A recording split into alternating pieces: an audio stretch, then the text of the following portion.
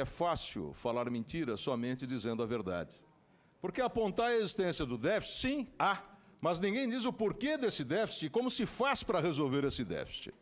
Então vamos analisar algumas coisas.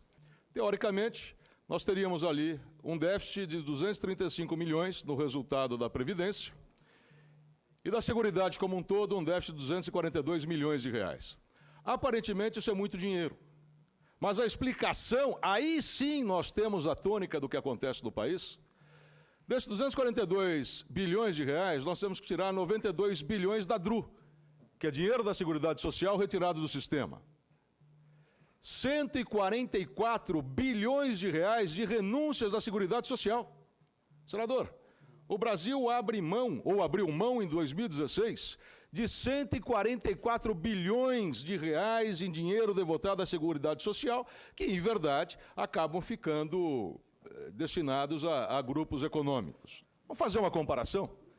O jeito ele administra a sua casa e o orçamento dele é insuficiente. Por que o orçamento dele é insuficiente? Porque ele presta serviço e não cobra, porque ele sai com os amigos e paga a conta de todo mundo, porque ele não confere a conta que o dono do bar que ele vai costumeiramente levar os amigos, lhe apresenta e simplesmente paga. Depois ele chega em casa e quer confiscar o salário dos filhos para fazer aso ao orçamento doméstico que está negativo. É isso que está acontecendo. Nós estamos abrindo mão de receitas bilionárias, e aí falamos que tem um déficit. Claro, se eu não cobro, e se eu desvio aquilo que vem, eu vou ter déficit. Isso acontece em casa, isso vai acontecer em qualquer lugar. Fora isso, nós temos um déficit gerencial de 190 bilhões de reais por ano, que são os erros, fraude, sonegação e inadimplência. Se nós sobrarmos tudo isso aí, nós vamos ter 425 bilhões de reais entre déficit legislativo e gerencial. Quer dizer, é isso que nós precisamos consertar na Previdência Social. É isso que nós precisamos consertar na Seguridade Social. Afora as questões outras, como os reiterados refis, como a situação daquele que sonega imposto no Brasil, que é extremamente vantajosa. Imposto eu falo lato sensu, não estrito sensu. De maneira que quem quiser falar em déficit da Previdência, que explique que esse déficit vem da própria lei e de questões gerenciais não levadas a contento.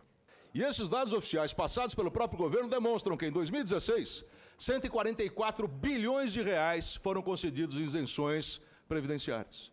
Se nós somarmos isso aí de 2007 a 2016, nós temos 925 bilhões de reais. Quer dizer, sem corrigir, senador, o Brasil abriu mão nesses anos aí daquilo que ele pretende economizar daqui para frente, suprimindo direitos sociais. Falar em reforma da Previdência significa não há mais outros meios. Esse foi um ofício encaminhado por Vossa Excelência ao então Ministro da Fazenda, solicitando informações sobre a estimativa de sonegação fiscal e previdenciária decorrente do descumprimento da legislação trabalhista. E a resposta foi: em relação à estimativa de sonegação fiscal e previdenciária decorrente do descumprimento da legislação trabalhista, a Secretaria da Receita Federal do Brasil não dispõe de estudos parametrizados dessa natureza. Quer dizer, como é que a gente vai falar em reforma da Previdência se há sonegação fiscal e a Receita Federal não sabe qual é a sonegação fiscal?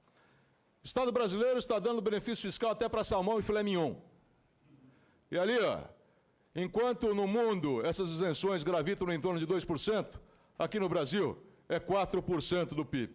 Aquela manchete que tu falou ali, do salmão, que eu achei interessante. O Estado brasileiro está dando benefício fiscal até para salmão e filé mignon. Isso aí publicado na imprensa, não publicado é uma frase tua. Não, não é minha.